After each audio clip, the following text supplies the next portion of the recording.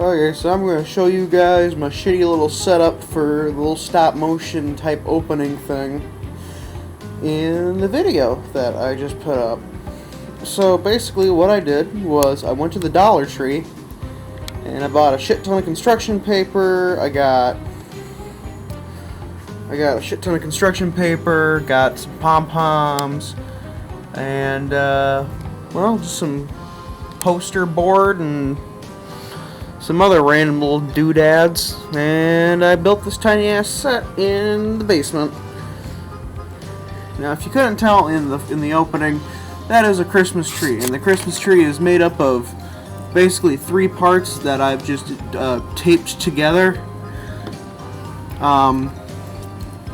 The tinsel is literally just some fucking pipe cleaners, and the ornaments are beads.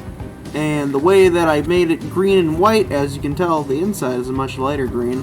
I don't know what it's called, but it's this effectively just an adhesive wrapping that you can get.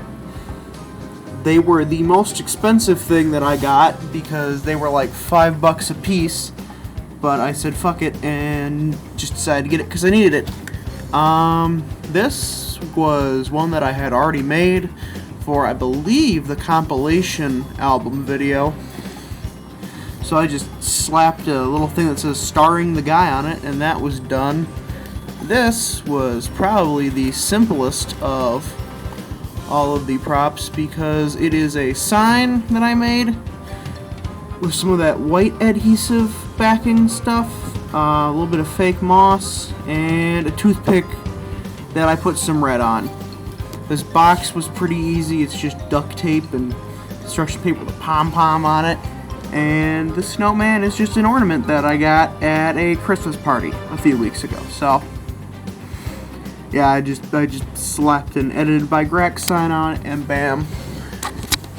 And my lighting setup for this is literally just a lamp with no shade on it. And then, yeah, that light is normally on, but I figured I didn't need to turn that on because you just need enough light to see. But yeah, stop motion technically isn't stop motion because all I did was I did the same thing that I had for the miniature island in the Halloween video. Basically all I did was I made this miniature and then I just went really slow and sped up the footage by like 200%.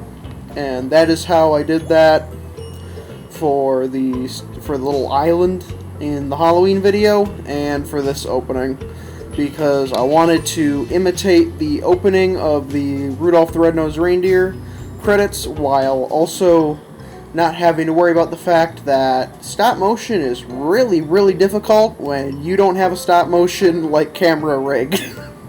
It's easy if the stuff you're working with, if it's a fixed angle, but if you're wanting to move the camera, it is a bitch if you do not have the right rig. Obviously, nowadays we use remote control rigs, but if you actually watch the Rudolph short, not short, but the Rudolph special, or you watch even Mad Monster Party, which had a much higher budget, far bigger sets, you will actually find that whenever the camera moves, it can be a little jittery at times, and that is because they are physically moving a giant-ass film camera.